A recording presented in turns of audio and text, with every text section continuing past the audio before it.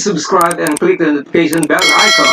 Thank you! So yun nga mga ka-express, nagarap na nga itong next lead Chameleon at ang Creamline kagabi at natapos ang laro sa 3 sets lamang sa mga score na 25-23, 25-16 at 25-21. At tinanghal nga ang best player of the game itong si Gemma Galanza with 14 points.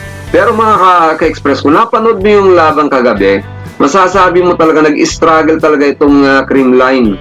Lalo na sa first set, kung saan talagang ang ganda ng nilaro ng next lead Chameleon. Muntik na talagang makuha ng next lead yung yung first set. Kanya nga lang bigla silang nagkaroon ng mga unforced error pala.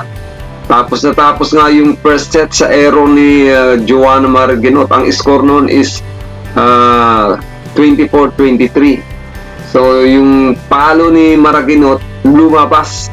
Na challenge pa nga nila yan pero lumabas talagang no touch.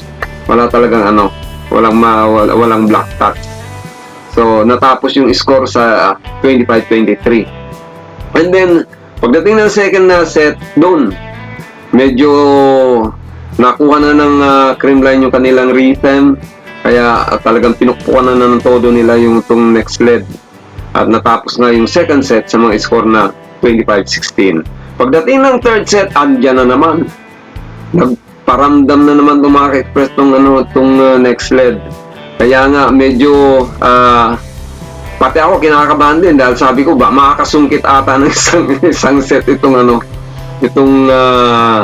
next lead. Kasi malupit yung kanilang estratehiya mga ka-express.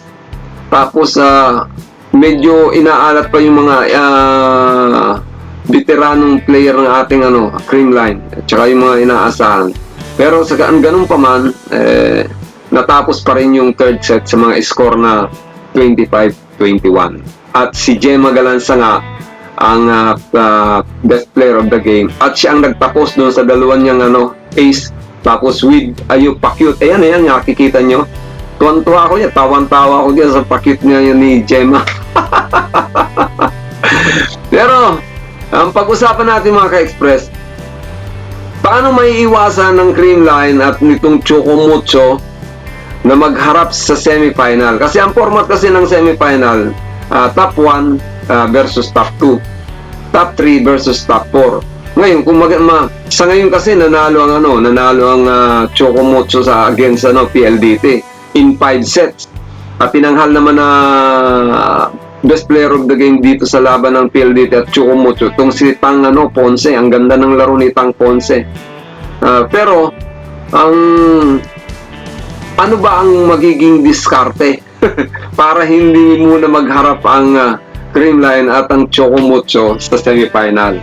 Kasi kung makikipaghabulan ng itong Chocomucho, silang maglalaban sa semifinal. At pag silang naglaban, syempre may malalaglag dyan na isang team. Mas maganda kung silang maglaban sa finals. Talagang tatauhin ng todo yan, di ba?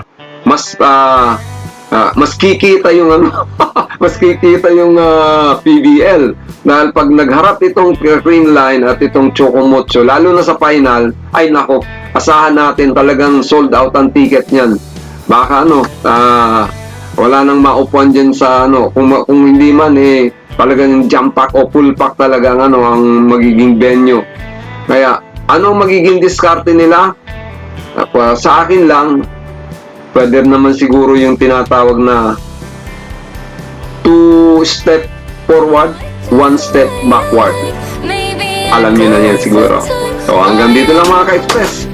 Bahala sila kung anong gagawin nilang diskarte na hindi muna sila magharap sa semifinal. Dapat sa final sila magharap. So ito pa rin. Maraming salamat po!